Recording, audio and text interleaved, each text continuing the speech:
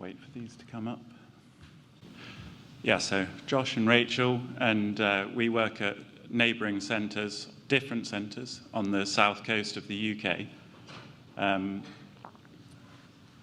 Just doing that. So yeah, we're going to be talking about beam latency measurements. We've heard a lot about the beam holding when the patient moves, and we were kind of examining how long that takes. So only when you're using the gating feature with the beam hold on. So yeah, as I said, we're from nearby hospitals down the coast from one another. And both of our hospitals have a satellite centre. So we've got our main site and then a satellite centre as well. So at my centre, to the bottom left there, that's in Poole, and we have 3 true beams there. And then we have 1 true beam at our satellite. And Rachel's centre has Electa Linacs, so we've got the 2 vendors, and they have 6 at their main centre and 1 at their satellite. Their satellite's actually right round the corner from the Vision RT headquarters. So we have Align RT across all Linacs, and we've got the older cameras, the HD ones, and then at Rachel's centre they've got the Horizon cameras.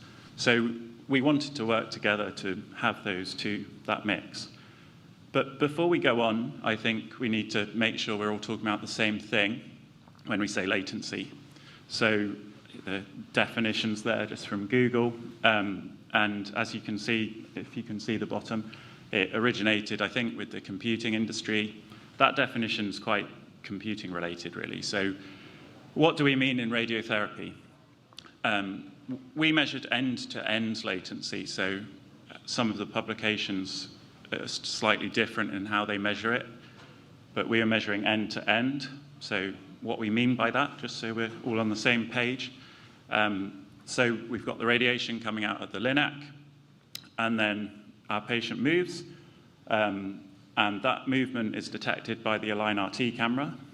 The camera then communicates the hardware to the software.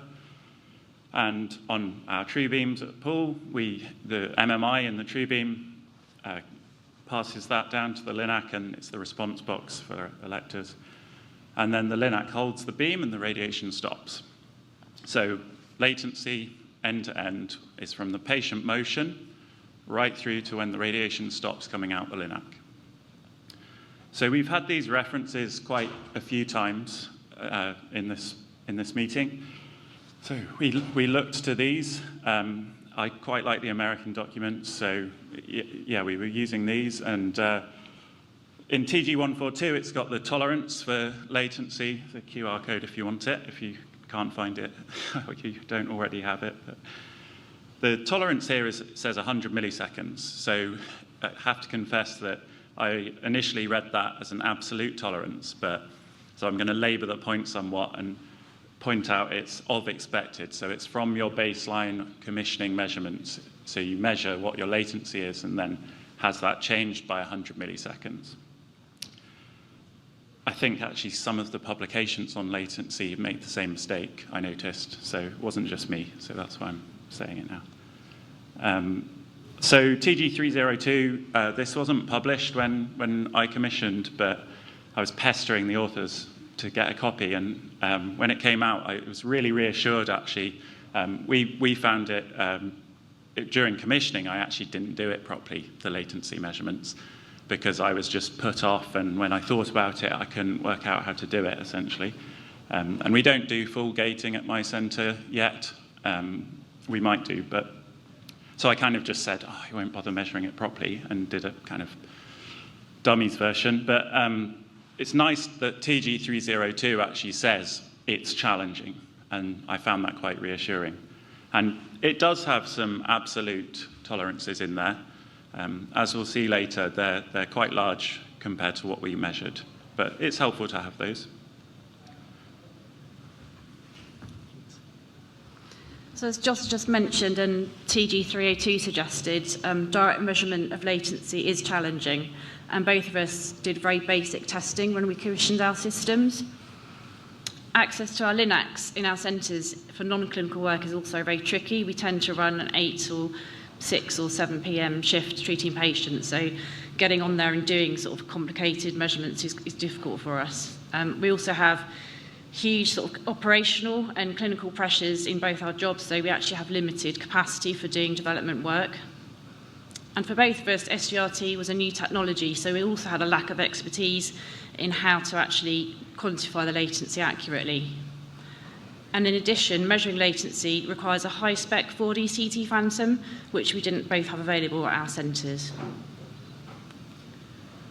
So our solution was to collaborate together, and this basically would help us devise a suitable method that we could then both test in our centres and compare our results. So by comparing our results, this would give us some more confidence in our data and also give us a useful comparison between the 2 different types of cameras and also the linacs from 2 different vendors. And by pooling our resources, we arrived at a solution more efficiently and in a shorter time frame. So why do we need to quantify latency and why is it important? Well, we all know that patients move during treatment despite our best efforts to immobilise them, and the impact of this on the dosimetric accuracy will vary depending on which site is being treated. The clinical impact of beam-hold latency will vary with clinical site. For our multi-lesion SRS brain metastases that we treat with a single ISA centre, the patient immobilisation is critical to ensuring the OARs in close proximity are kept within their tolerance dose constraints. So a small tolerance and high accuracy on the beam interruption from movement is required. For our thorax treatments, it's the internal motion which is our primary concern. For our SABRE treatments, this must be carefully managed to ensure the high dose per fraction and steep dose gradient across the PTV is in the right place. So this is just an example of 3 different ways of managing your internal motion. So we've got the ITV on the left there, where you're including the motion in your treatment PTV. We've got tracking and we've got gating. And there's dosimetric inaccuracies associated with all 3 of these solutions. So a way to manage internal motion due to breathing has been developed by Vision RT, and this is called the respiratory module, and you may have heard someone talking about it at this meeting.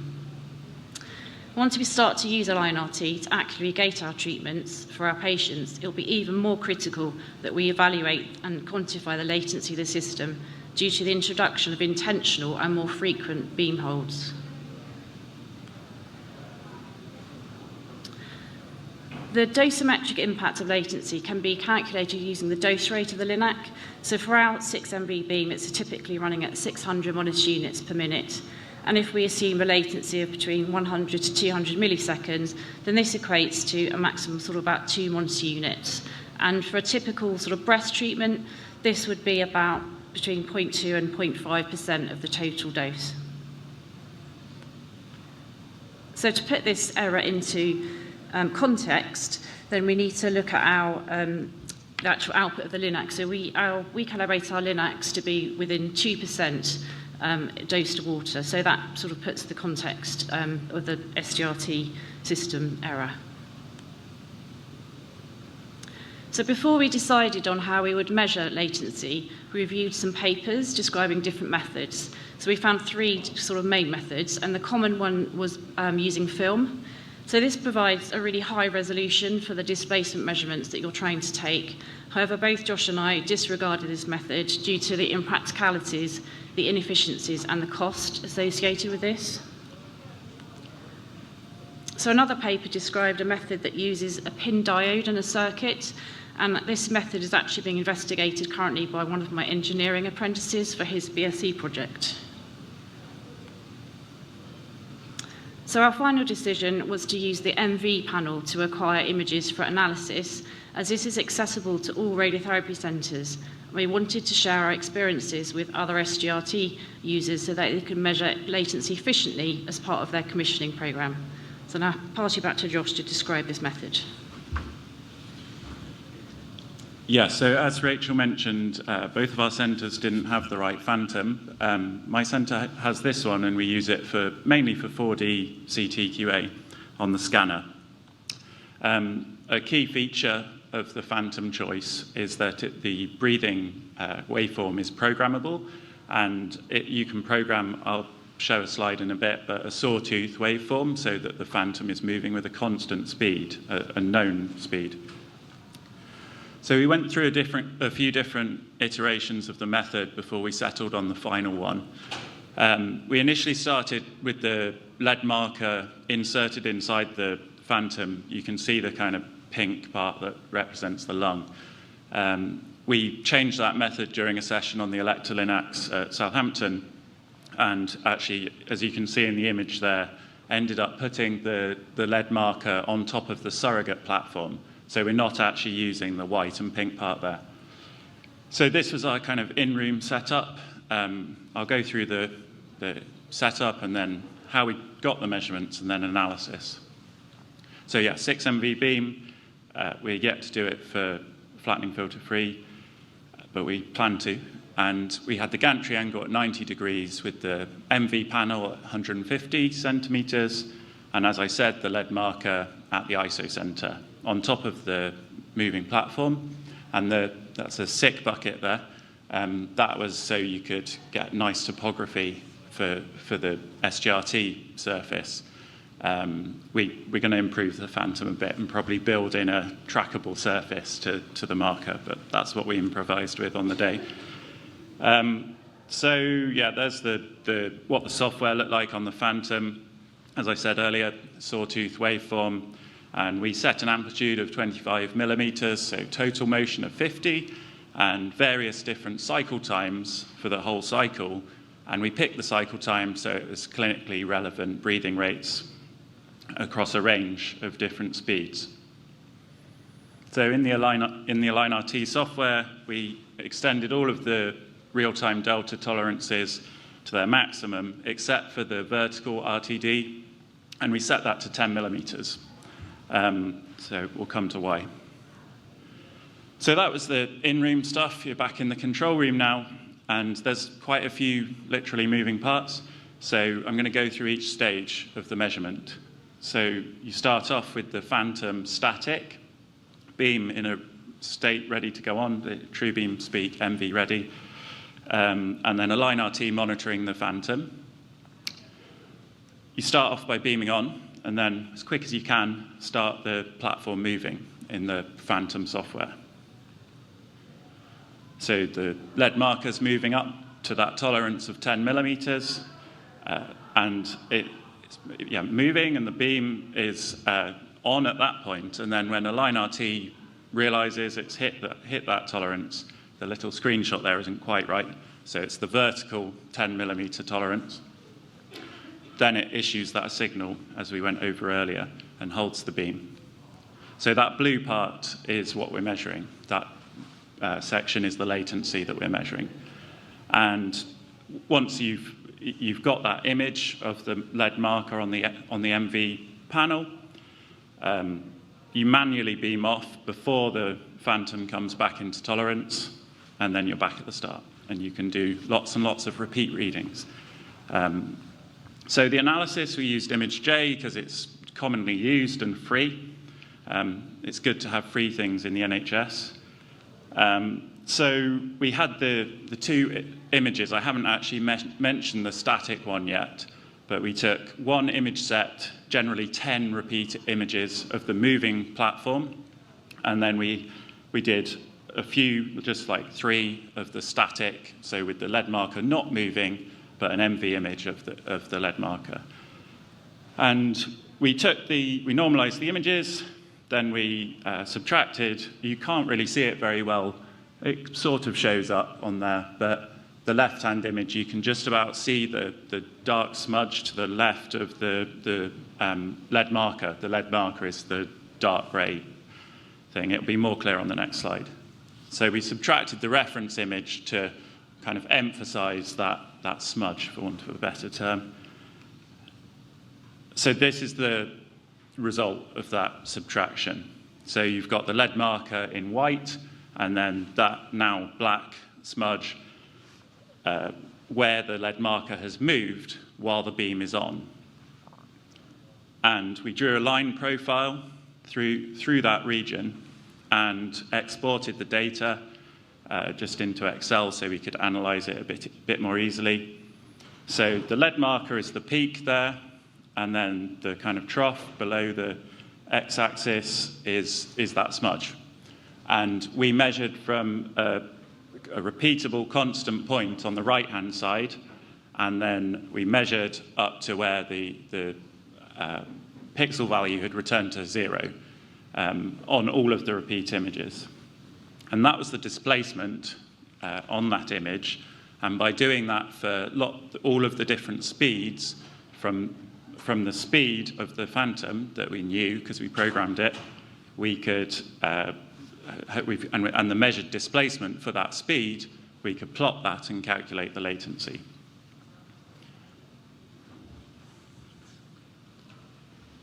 So this graph then shows the plot as just described of the mean displacement by the lead marker for each speed of the moving platform.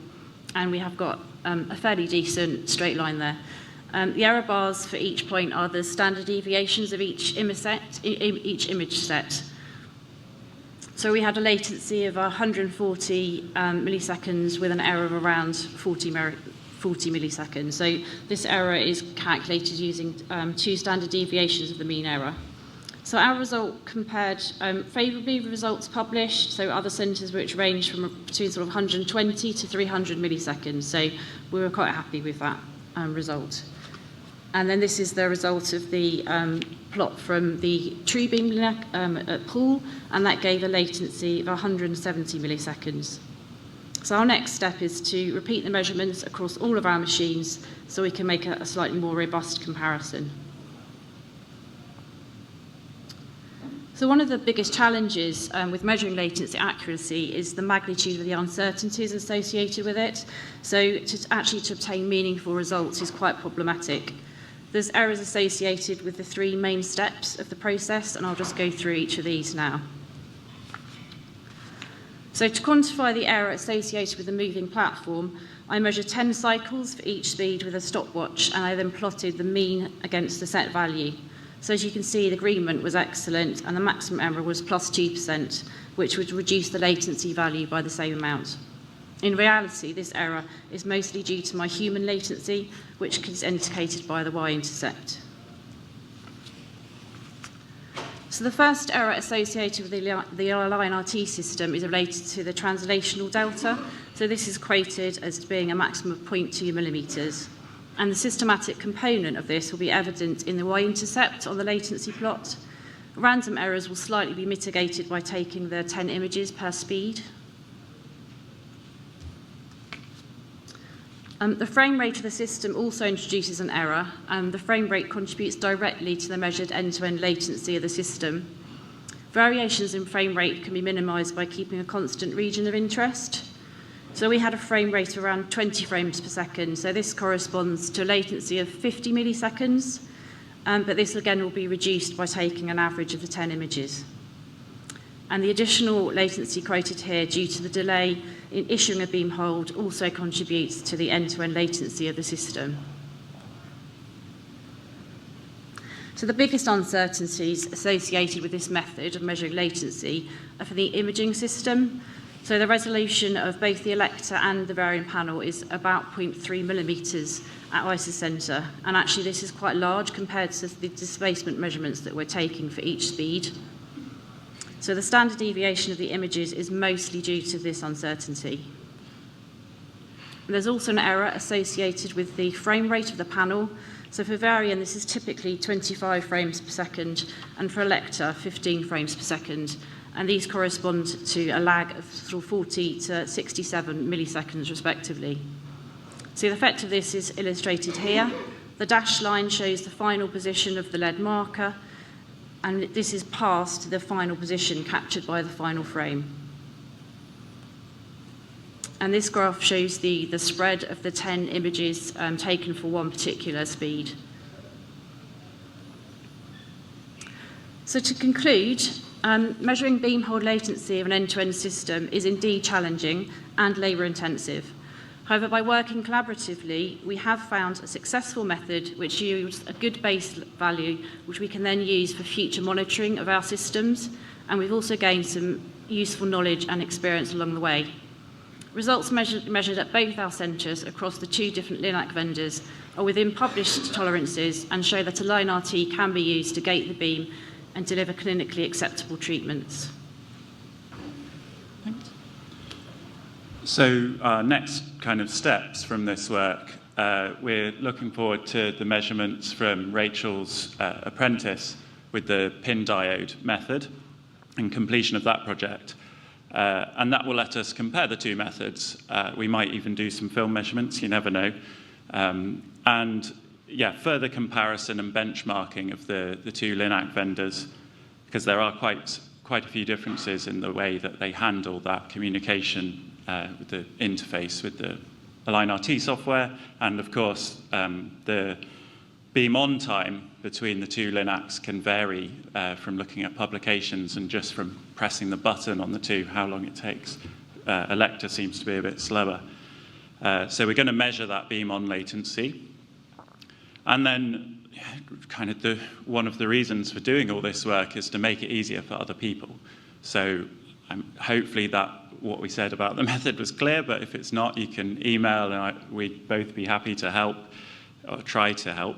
And yeah, perhaps write some kind of dummies guide for dummies like us. And yeah, we hope to maybe publish some of the comparison stuff as well. Yeah, so that's all from us, but lots of physicists here, so do let us know how you've measured latency, or if you haven't bothered, you can be honest too. And yeah, any other questions, or our emails are there too.